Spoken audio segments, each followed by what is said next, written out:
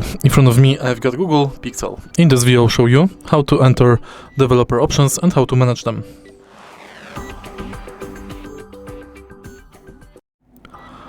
In the beginning, to become developer, go to settings and go to system.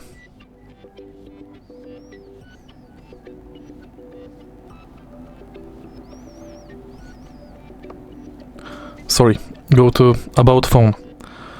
Now tap build number a few times, and to enter developer options, go to system and enter developer options.